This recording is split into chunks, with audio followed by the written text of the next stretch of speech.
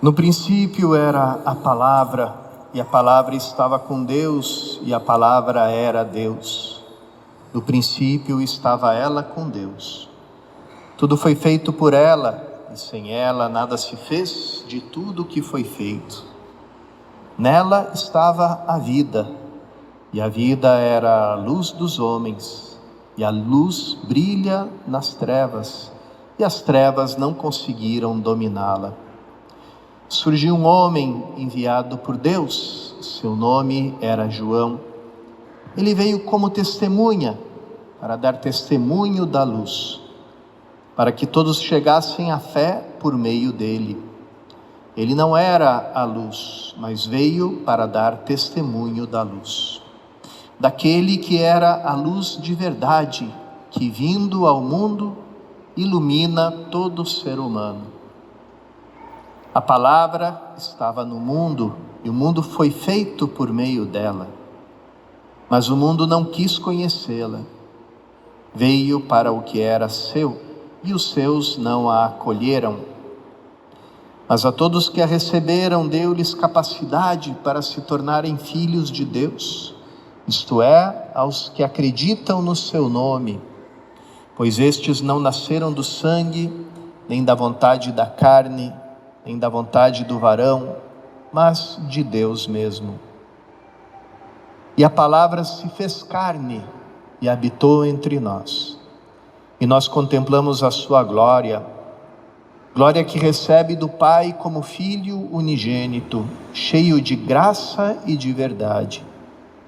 Dele, João dá testemunho, clamando: este é aquele de quem eu disse, o que vem depois de mim, passou à minha frente, porque ele existia antes de mim. De sua plenitude, todos nós recebemos graça por graça, pois por meio de Moisés foi dada a lei, mas a graça e a verdade nos chegaram através de Jesus Cristo. A Deus ninguém jamais viu, mas o unigênito de Deus, que está na intimidade do Pai, Ele nos deu a conhecer.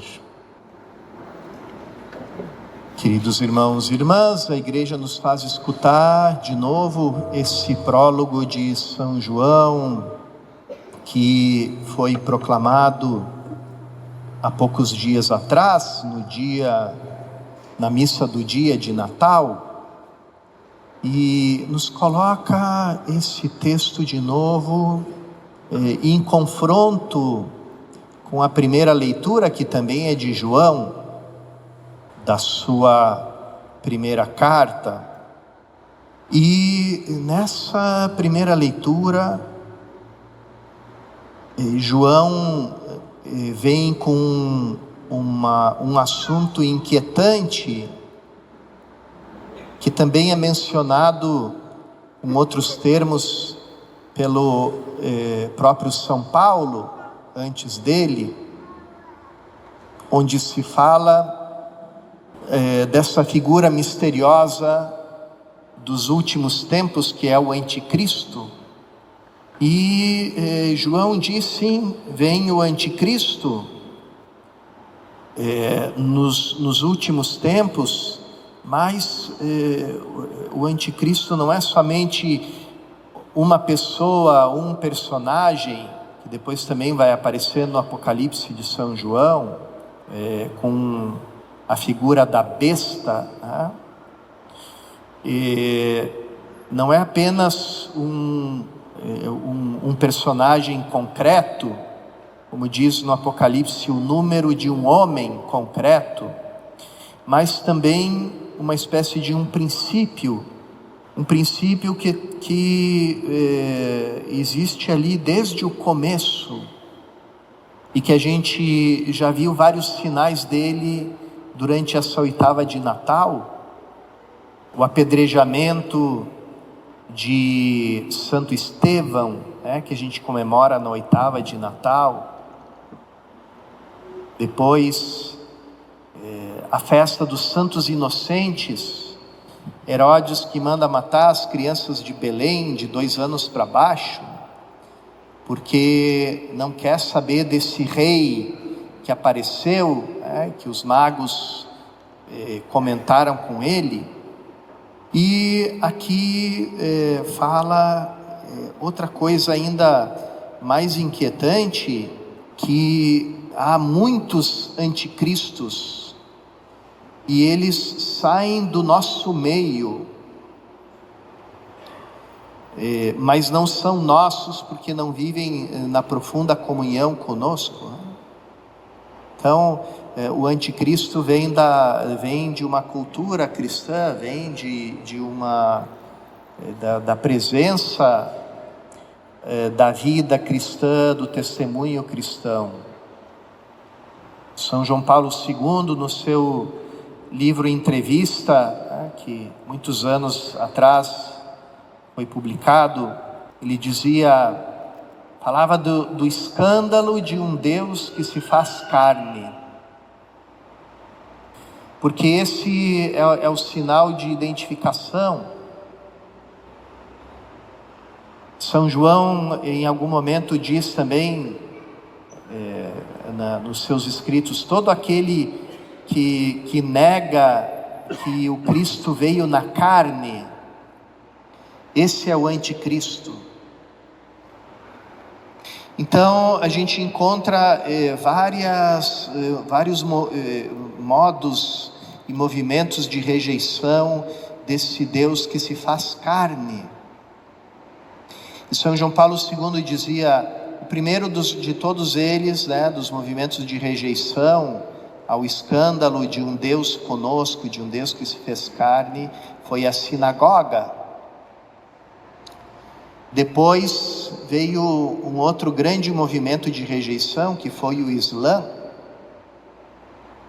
Mas a gente tem também desde o princípio, porque São João já fala desse grupo, aquele grupo dos gnósticos, que ganhou várias expressões durante a história, que seria muito demorado falar aqui, a gente teria que dar toda uma aula de história. Mas enfim, sempre essa rejeição do corpo de Cristo, do Cristo que se faz carne. O Cristo que se faz carne, cuja lógica da sua encarnação é a mesma lógica dos sacramentos, é a mesma lógica da igreja visível. E tudo isso, internamente ao cristianismo, houve movimentos de rejeição. No Oriente aconteceu uma enorme crise do cristianismo oriental, que era os chamados iconoclastas, que quebravam, destruíam as imagens, porque diziam que a divindade não pode ser representada. Então, ali fazendo uma repartição entre o princípio humano e divino em Cristo. Depois a gente teve no Ocidente toda aquela crise dos cátaros, que foi terrível, terminou num banho de sangue. São Francisco de Assis tentou converter eles, não conseguiu. Santo Antônio tentou, São Domingos tentou, e no fim eles se tornaram um perigo tão grande para a sociedade que precisou haver uma guerra contra eles no coração da Europa. Mas esse princípio da rejeição do verbo que se faz carne, também ali também não morreu, continuou. E a gente tem todo esse movimento de rejeição aos sacramentos, de rejeição a tudo que é visível, tudo que é palpável na nossa fé, em favor de um Cristo invisível, de uma igreja invisível. Pois a gente tem todo o movimento do iluminismo, que, claro, acaba tirando todas as consequências dessa desencarnação do verbo, e diz assim, bom, finalmente, na verdade, a gente não precisa nem sequer de Jesus Cristo, basta a ética cristã, Basta a filosofia cristã, os princípios cristãos, e o resto a gente faz por conta própria. Então não precisamos do Cristo, precisamos da cultura cristã, da civilização cristã, da moral cristã, dos valores cristãos, mas não do Cristo. Então esse é o movimento do anticristo que vai andando pela história, tentando apagar esse grande escândalo anunciado por João: o Verbo se fez carne e habitou entre nós. E nós também, irmãos e irmãs, estamos sempre debaixo da tentação de desencarnar a nossa fé. Que a nossa fé seja apenas um princípio que a gente enuncie, mas não penetre na nossa vida, porque nas nossas decisões práticas a gente acaba fazendo aquilo, não aquilo que é a lógica do Verbo encarnado, mas a lógica do mundo e dos seus princípios, né? A busca das falsas promessas de felicidade que o mundo faz. E a gente consegue desencarnar o Verbo de tal maneira que nós podemos piamente nos considerar e pensar que nós somos católicos, quando na nossa vida de todos os dias não aparece nenhum sinal da nossa fé, não aparece diferença nenhuma entre nós e aqueles que não creem no Cristo. Por isso, irmãos e irmãs, a igreja coloca de novo para os nossos ouvidos esse evangelho, esse prólogo do evangelho segundo São João, que, vejam bem, desde uma antiga tradição, antiquíssima tradição da igreja, sempre foi recitado como fórmula de exorcismo. Os cristãos desde os primeiros tempos acreditavam que essas palavras derrotam e afugentam o maligno, porque o anticristo é justamente o deboche, é a imitação da encarnação do Verbo, mas é o inimigo que cria uma imagem invisível de si mesmo para iludir o mundo. Então, contra esse ataque do maligno, a gente tem as palavras de João: o Verbo se fez carne e habitou entre nós. Então, irmãos e irmãs, cada um de nós, é claro que a gente vive sempre numa batalha espiritual. Quando vocês sentirem um ataque espiritual, porque sempre vem, o inimigo nunca descansa, repitam com toda a fé, com todo o fervor, com toda a convicção, essas palavras que afugentam o maligno: o Verbo se fez carne e habitou entre nós. Vamos colocar diante de Deus esse ano que passou, onde Ele mostrou de formas tão maravilhosas a sua presença entre nós, e pedimos a Ele, por intercessão de Maria, lembrem que amanhã Maria, Mãe de Deus, que continue presente na nossa vida, encarnado na nossa vida, nos nossos sacramentos, na nossa liturgia e naquela liturgia cotidiana que é realizada dentro da casa, dentro da família,